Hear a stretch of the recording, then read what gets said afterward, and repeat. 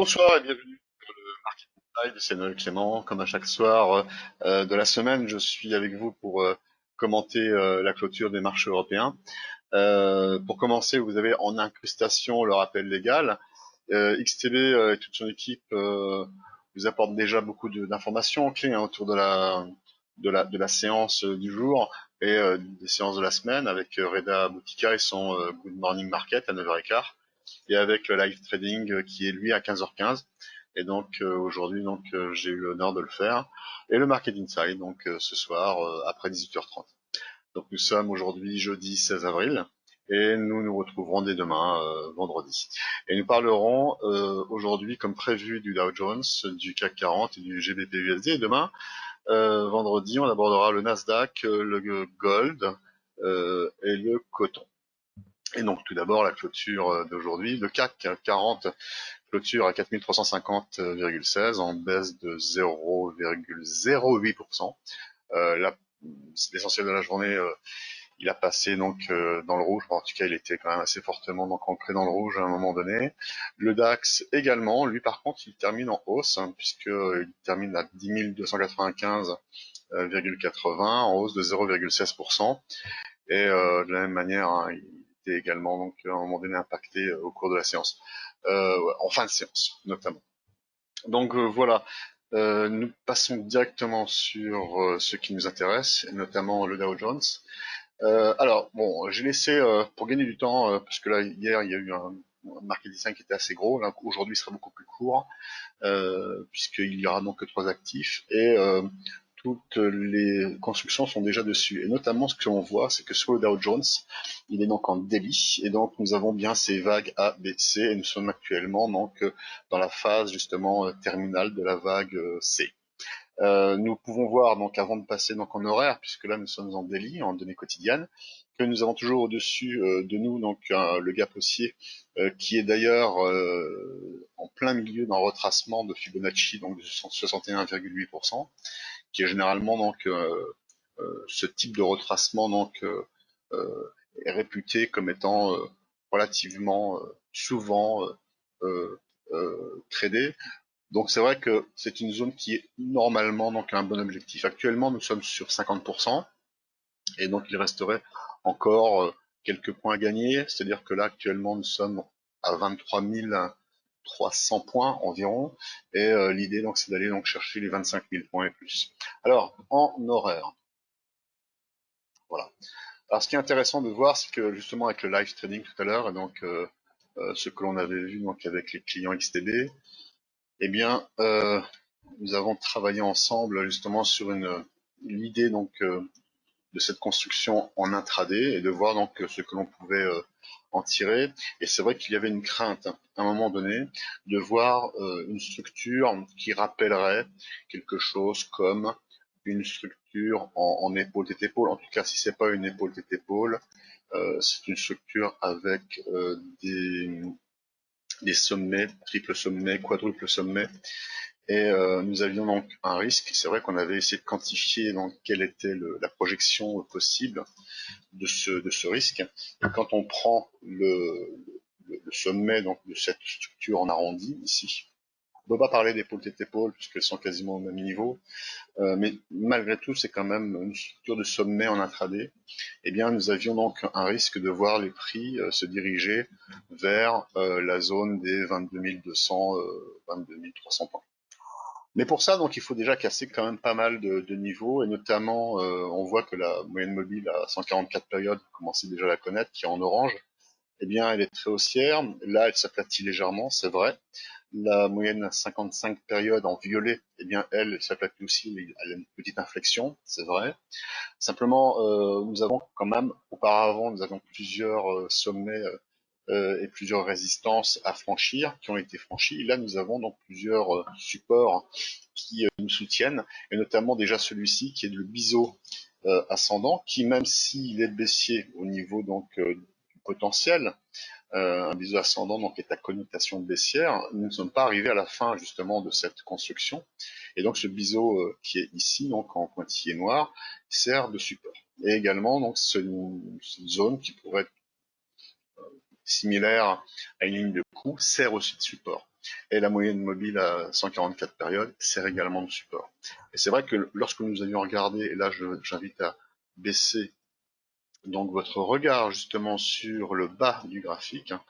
Donc là vous voyez donc ce rond qui reprend donc c'est un indicateur mathématique qui s'appelle le stochastique, qui lui est borné donc de 0 à 100. Et généralement, quand on est donc plutôt en haut, c'est plutôt en surachat. Donc on devrait normalement vendre, et quand on est en bas, on est en survente et on devrait plutôt acheter. Et l'idée, c'était de voir justement donc ce stochastique baisser pour former une sorte de V et donc réinitier donc un rebond. Et si effectivement donc cela donc se produit, eh bien nous devrions avoir quelque chose qui nous permettrait d'aller attaquer justement ce fameux sommet, puisque en réalité, plutôt que de le voir comme un triple sommet, je le verrais plutôt comme un range. Et auquel cas, ce range, c'est d'ailleurs pour ça que l'on avait utilisé donc le stochastique, eh bien c'est un outil idéal justement pour trader les ranges, c'est-à-dire que typiquement le stochastique, quand on est donc en bas, c'est là où justement on peut facilement donc acheter. Lorsqu'on repasse au-dessus des 20, hein, passe en dessous, donc à 15 ou à 10, on passe en dessous des 20, dès qu'on repasse au-dessus, on achète. Et pareil, donc quand on arrive au-dessus de 80, 85, 90, 95, quand on repasse en dessous des 80, donc on aurait plutôt tendance à vendre.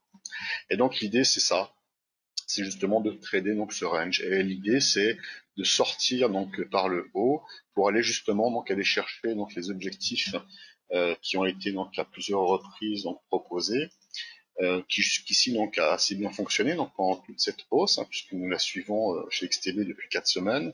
Est-ce qu'on va avoir une 5e semaine de hausse? Et l'idée donc c'est de venir chercher justement ces fameux donc 25 000 points, ce qui veut dire qu'on aurait encore, puisque là on cote 23 300, environ 2000 points à gagner. Voilà. Le CAC 40. Alors le CAC 40, lui, eh bien, il est très très différent. Alors je reviens un peu en arrière pour vous montrer que nous sommes bien sur une zone avec le Dow Jones, sur une zone où on est bien donc sur les 50%, vous le voyez ici, là, 50% donc de retracement, et on vise les 61,8. Le CAC 40, lui, différemment, si on reprend également donc Fibonacci, donc c'est cette fameuse grille ici, dont on prend donc le point bas donc de la baisse, le point haut, et donc dans ce retracement, nous avons donc ici les mêmes 61,8, sauf que là, ce que l'on remarque, hein, c'est que le CAC, lui, s'est arrêté sur les 38,2%. On est loin des 50, on n'y est pas. Et on est encore forcément loin donc des 61,8. Donc les marchés européens sont très en retard par rapport au marché US. Et les formes sont très très différentes. Plutôt que d'avoir un biseau, donc on est inscrit dedans, mais il forme autre chose maintenant. Et donc, on peut même le dire depuis même hier, nous avons donc une autre forme qui pourrait rappeler eh bien, un triangle rectangle haussier. Alors ce triangle rectangle haussier, ce triangle rectangle, dès lors que c'est justement rectangle, c'est haussier. Et l'hypothèse, c'est que normalement, si on prend donc la projection, et là ça devient très important, eh bien nous aurions donc une projection qui nous emmènerait sur justement là beaucoup plus haut que 61,8. Je ne le retiens pas pour l'instant. Mais ce qui est intéressant, c'est quoi? Eh bien, c'est tout simplement le fait que si on arrive à franchir ces 38,2% qui se situent aux alentours des 4600 points, eh bien, ça nous permettrait au moins déjà de reprendre cette microstructure, si vous voulez, donc qui a une forme de tasse inversée, qui pourrait se reproduire à cet endroit-là. Et au moins, on pourrait donc déjà viser les 50% de retracement qui nous enverrait donc un CAC aux alentours des 4900 points.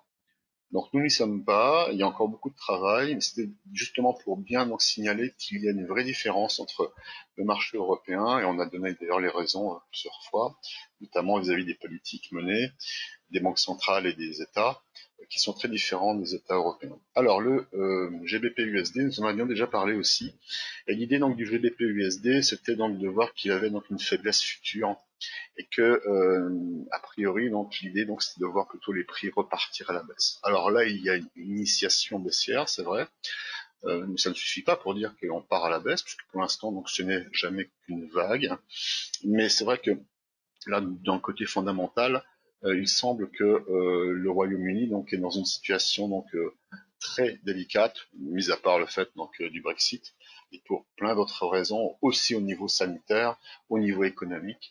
Et donc le GBP-USD donc risque de payer donc justement donc tous ces écueils. Et justement, nous avions déjà fait une première construction qui montrait quoi? Qui montrait que ce niveau-là, donc c'était un niveau support, qui d'ailleurs, ce niveau support donc rappelait justement donc un autre niveau qui était plutôt une zone de résistance ici. Donc là, on va le mettre en rouge, qui permet donc de voir que dans cette zone, voilà, eh bien, nous avons donc une inversion de polarité qui devrait normalement donc faire écho et revenir également repousser les prix quand on arrive sur ce niveau. Ça a déjà fonctionné puisqu'on voit déjà donc cette inflexion baissière qui est visible donc sur le graphique, puisque là on est sur un graphique en unité quotidienne, en daily.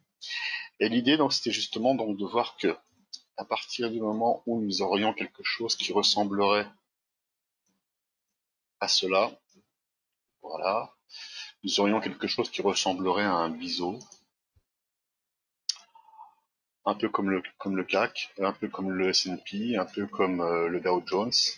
Eh bien, ce biseau donc rappellerait qu'effectivement donc il a connotation baissière et derrière donc nous aurions plutôt une directionnelle qui irait plutôt donc à la baisse et qui échouerait sur ce seuil.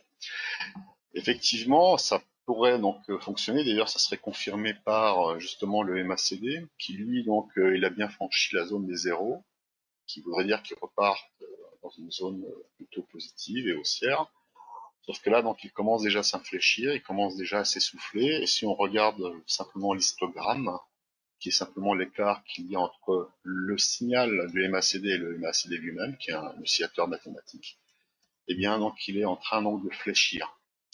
Et en plus de cela, donc, nous avons donc sur la DX, que vous voyez donc en dessous, tout en bas, eh bien, le fait qu'on ait actuellement un ADX qui est absolument sans aucune tendance. Ça veut dire qu'il serait donc dans une tendance future, et l'inquiétude, ce serait donc de voir tout simplement donc un GBP-USD qui serait donc précipité donc vers le bas, surtout qu'en plus nous avons ici des bandes Bollinger qui se resserrent. Et on sait que quand on a donc des bandes Bollinger qui se resserrent, comme ici, elles sont donc à la veille ou à l'avant-veille d'un nouveau directionnel, comme ici. On peut en trouver plein d'autres, hein, voilà. Comme ici, là, vous avez à nouveau un resserrement, vous avez un directionnel à chaque fois. Bon. Ce qui veut dire que à chaque fois que l'on a justement ces resserrements, donc ça explose derrière.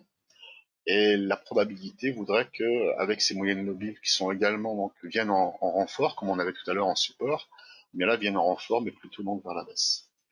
Voilà, donc la dernière chose que je pourrais vous parler, c'est au niveau des statistiques, puisque nous avions également sur les demandes d'allocation de chômage aux États-Unis, elles sont ressorties meilleures que prévu. Quand on dit meilleures, ça veut dire simplement qu'ils attendaient 5,6 millions et on a eu 5,2 millions d'inscriptions. Ceci donc permet aussi de supporter le marché.